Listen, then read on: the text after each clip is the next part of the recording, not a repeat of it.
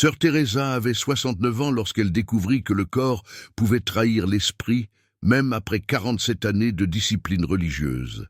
Cette découverte lui vint un après-midi d'août à Évora, cette ville de pierre blanche de l'Alentejo, où le soleil brûlait sans pitié et où les ombres valaient plus que l'or. Le couvent Santa Clara se trouvait près des remparts romains, une construction du XVIe siècle où 7 religieuses vivaient dans la prière et le silence. Thérèse était responsable de l'hôtellerie du couvent. Ce n'était pas vraiment un hôtel, mais un lieu où séjournaient pour de courts séjours des pèlerins, des chercheurs en histoire des religions et, occasionnellement, des bénévoles. 4 chambres simples, situées dans l'annexe du couvent, chacune meublée d'un lit étroit, d'une table et d'un crucifix au mur. Une salle de bain commune se trouvait dans le couloir. Rien de luxueux, mais propre et fonctionnel. C'est grâce à cette pension que Rafael Costa fit son apparition. Âgé de 24 ans, il était étudiant en architecture à l'université de Lisbonne et menait des recherches sur l'architecture religieuse de la région de l'Alentejo. Il cherchait un logement bon marché pour 6 semaines, afin de documenter les églises et les couvents de la région. Un prêtre du coin lui recommanda la pension Santa Clara. Teresa le reçut un mardi après-midi. Grand, le teint hâlé par le soleil, les cheveux noirs et bouclés, et des yeux sombres qui souriaient lorsqu'il parlait, il portait un gros sac à dos et un portfolio de dessin. Elle lui montra sa chambre et lui expliqua les règles. Silence après 22 heures, pas de visite, repas au réfectoire et accès limité au couvent. Il accepta tout poliment et respectueusement. Les premiers jours se déroulèrent sans incident. Raphaël partait tôt pour ses recherches et ne revenait qu'au crépuscule, couvert de poussière provenant de vieilles églises. Il mangeait le simple dîner préparé par Teresa, la remerciait chaleureusement et montait dans sa chambre. Leurs chemins se croisaient parfois dans les couloirs. Il la saluait toujours d'un sourire chaleureux qui lui rappelait son petit-fils, qu'elle voyait rarement. Leur relation était formelle, hôtesse et invitée, rien de plus. C'est le jeudi de la 2e semaine que tout a basculé. Teresa se trouvait dans le couloir de la pension, portant des draps propres pour les chambres. Il était 3 heures de l'après-midi, l'heure à laquelle Raphaël était habituellement absent. Mais il était rentré plus tôt à cause d'un orage soudain qui avait inondé les rues d'Évora. Trempé jusqu'aux os, il avait laissé une traînée d'eau dans le couloir. La porte de la salle de bain commune ne fermait pas correctement, un problème que Teresa avait signalé mais qui n'avait toujours pas été résolu. Elle s'apprêtait à passer devant la salle de bain lorsque la porte s'ouvrit, et Raphaël sortit. Il était complètement nu. L'eau ruisselait sur son corps. Il tenait une serviette à la main, mais ne l'avait pas encore nouée autour de la taille. De toute évidence, il ne s'attendait à voir personne dans le couloir, à cette heure-ci. Il la vit au moment même où elle le vit. Ils se figèrent tous les deux. Pendant 2, peut-être 3 secondes qui lui parurent une éternité, Teresa le regarda. Involontairement. Elle ne pouvait s'en empêcher. Son corps occupait tout l'espace entre elle et le mur d'en face. Jeune, musclé non pas par la musculation mais par le travail physique, sa peau humide reflétait la lumière de la fenêtre. Chaque ligne, chaque courbe se dévoilant sans obstacle. Et quelque chose arriva à Teresa qui ne lui était pas arrivé depuis 47 ans. Une chaleur soudaine monta de son ventre, se répandit dans sa poitrine, lui brûlant le visage. Ses jambes flanchèrent. Elle eut le souffle coupé. Ses mains s'agrippèrent au drap, cherchant à s'ancrer à quelque chose de solide. Tout son corps tremblait. Non pas de froid ou de peur, mais d'une chose bien plus troublante, un désir sexuel pur et indéniable. Raphaël fut le premier à réagir. Il murmura des excuses à la hâte, s'enroula une serviette autour de la taille et s'enfuit dans sa chambre. Teresa resta paralysée dans le couloir pendant un temps qu'elle ne put mesurer. Lorsqu'elle parvint enfin à bouger, ses jambes la portaient à peine. Elle tituba jusqu'à sa chambre au couvent, ferma la porte et s'assit sur l'étroit lit, tremblante. Que s'était-il passé? Elle avait 69 ans. 47 ans de chasteté. Elle avait enfoui sa sexualité si profondément qu'elle se croyait morte. Et 3 secondes à contempler le corps nu d'un garçon de 24 ans avaient suffi à lui prouver le contraire. Elle n'était pas morte. Elle dormait simplement, et elle s'était réveillée avec une violence qui l'avait terrifiée. Teresa essaya de prier, mais les mots ne venaient pas. Il tenta de se concentrer sur ses tâches, mais ses mains tremblaient. L'image était gravée dans sa mémoire, son corps mouillé, chaque détail qu'il n'aurait pas dû remarquer, mais qu'il avait pourtant vu. Il éprouvait une profonde honte. Il avait vu un homme nu. Il avait ressenti de l'attirance. Moi, adolescente, j'avais tremblé de passion, à 69 ans, pour un garçon qui aurait pu être mon petit-fils. Elle évita Raphaël le reste de la journée. Elle ne se rendit pas au réfectoire pour dîner. Elle envoya sœur Conceição lui apporter à manger.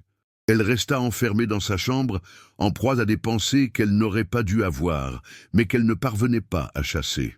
Lorsqu'elle finit par s'endormir, elle fit des rêves qui la réveillèrent en sueur et honteuse à 3 heures du matin. Le matin, elle devait l'affronter. Il y avait du travail. Elle ne pouvait pas se cacher indéfiniment. Raphaël était à la cafétéria, en train de prendre un café. Quand elle entra, il devint visiblement mal à l'aise. Il s'excusa formellement pour l'incident. Il dit qu'il ne savait pas qu'elle était dans le couloir, qu'il avait oublié d'apporter des vêtements pour aller aux toilettes. Teresa lui répondit fermement que ce n'était pas grave, que les incidents arrivent. Point final. Mais ce n'était pas fini. Les semaines suivantes, Teresa ne parvenait pas à se défaire de cette image ni des sensations qu'elle avait éveillées. Chaque fois qu'elle voyait Raphaël, même entièrement vêtu, le souvenir la hantait. Son corps réagissait de façon horrifiante. Son pouls s'accélérait, son visage s'empourprait. Ses pensées s'égaraient vers des lieux interdits. Pire encore, elle cherchait des prétextes pour être près de lui. Elle proposa de lui apporter le dîner en personne. Elle s'enquit de ses recherches. Assise à la cafétéria, elle discutait d'architecture religieuse, tandis qu'une partie d'elle-même lui criait qu'il se comportait comme un idiot. Raphaël était aimable, répondait à ses questions et semblait apprécier sa compagnie. Il ne laissait rien paraître de son obsession naissante. C'est sœur Conceição qui remarqua le changement. Elle demanda à Teresa pourquoi elle passait autant de temps avec l'invité. Teresa répondit que c'était par simple politesse, l'assurant qu'il ne manquait de rien. Conceição haussa un sourcil, sans ajouter un mot. Mais son regard en disait long. Teresa tenta de prendre ses distances. Mais Raphaël commença à la solliciter. Il disait avoir des questions sur les couvents, ou bien il voulait lui montrer des dessins qu'il avait réalisés, ou encore il voulait simplement parler car il se sentait seul dans cette ville où il ne connaissait personne. Elle ne pouvait refuser. Les conversations s'allongèrent, devinrent plus personnelles.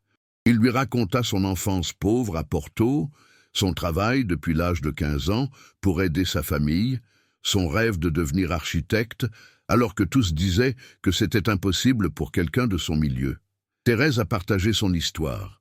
Comment elle était entrée au couvent à 22 ans, fuyant un mariage arrangé avec un homme qu'elle n'aimait pas. Comment elle avait passé des décennies dans une routine rassurante, mais sans âme. Comment parfois elle se réveillait en se demandant si elle avait gâché sa vie. Cette vulnérabilité a créé une intimité qui dépassait les limites de ce qui était convenable. En septembre, 5 semaines après l'incident des toilettes, Raphaël posa une question qui changea tout. Ils étaient dans le jardin du couvent au crépuscule. Il lui montrait des dessins de la chapelle. Soudain, il s'arrêta et lui demanda si elle avait déjà regretté d'avoir choisi la vie religieuse. Pour la première fois, Teresa répondit honnêtement, tous les jours. Il la regarda avec une intensité nouvelle. Il dit qu'il voyait en elle de la tristesse, une solitude qu'il reconnaissait car elle faisait écho à la sienne. Il lui demanda si elle était heureuse. Teresa répondit que le bonheur n'avait jamais été son but. Il trouva cela tragique, que chacun méritait d'être heureux. Elle y comprit. Teresa sentit les larmes lui monter aux yeux. Elle dit qu'il était trop tard pour elle. 69 ans. Une vie entière consacrée à une voie qu'elle remettait désormais en question. Raphaël fit quelque chose de totalement inattendu. Il prit sa main. Il la serra doucement mais fermement. Il dit qu'il n'était jamais trop tard, qu'il avait vu comment elle le regardait, qu'il avait remarqué son tremblement lorsqu'ils étaient proches, que peut-être était-il fou, mais il pensait qu'elle éprouvait quelque chose pour lui. Avait-il raison? Teresa aurait dû refuser. Elle aurait dû retirer sa main.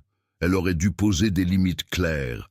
Mais elle était lasse de mentir. Elle a dit oui, que depuis ce jour dans le couloir, elle n'arrêtait pas de penser à lui, qu'elle avait tremblé de passion pour la première fois en 47 ans, qu'elle se sentait stupide, pitoyable, mais qu'elle ne pouvait rien y faire.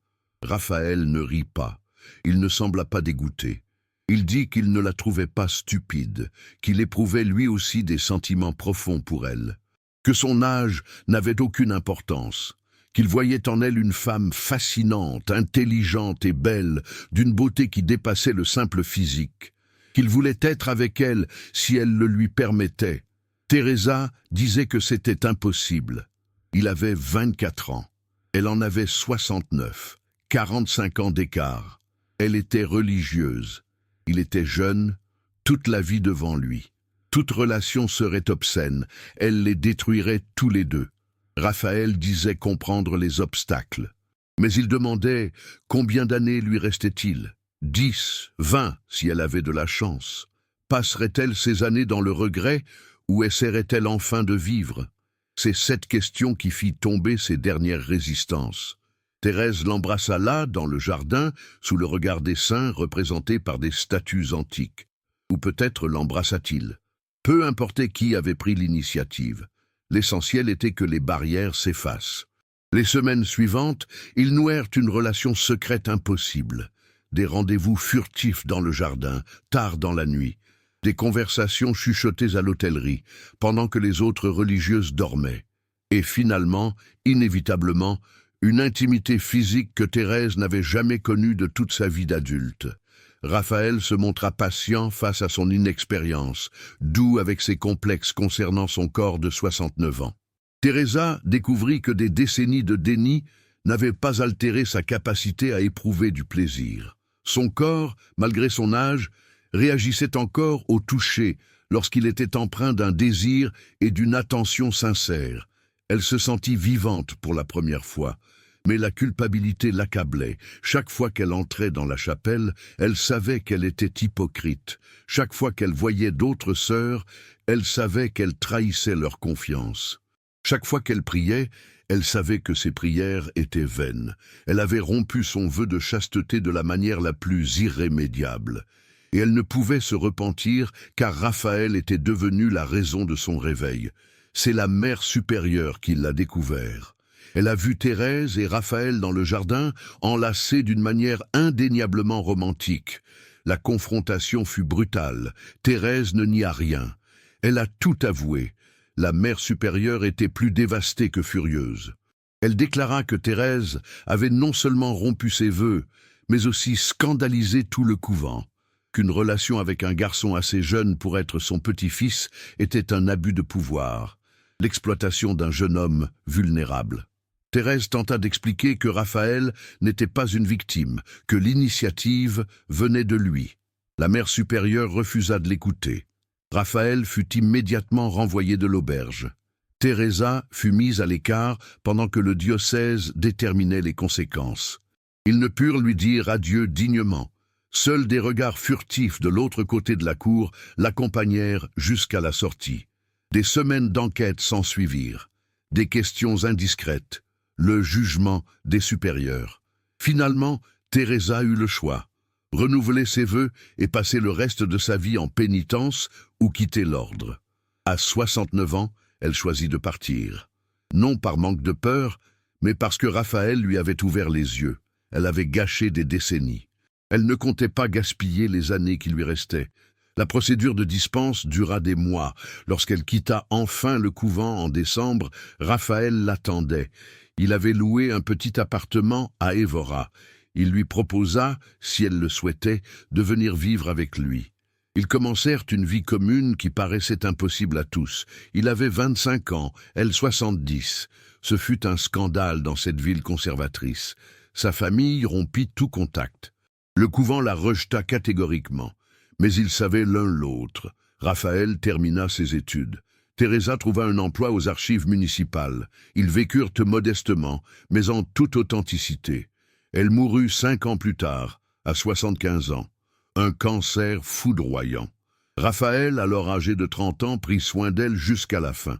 Sur son lit de mort, elle déclara que 5 années de vie valaient 47 années de survie, que le frisson de passion qu'elle avait ressenti en le voyant sortir du bain avait réveillé la femme, enfouie sous sa robe, qu'elle ne regrettait rien, si ce n'est de ne pas avoir eu le courage plus tôt. L'amour interdit commença par un moment de nudité fortuite qui réveilla un désir que Teresa croyait éteint. À 69 ans, elle découvrit que la sexualité n'avait pas d'âge, qu'un corps pouvait trahir des décennies de discipline en 3 secondes, que la passion pouvait ébranler les fondements les plus solides. Le tremblement qu'elle ressentit fut sismique, détruisant les bases de la vie qu'elle avait bâtie, mais révélant en dessous un terreau fertile où quelque chose de nouveau et d'authentique pourrait germer durant les dernières années qui lui restaient.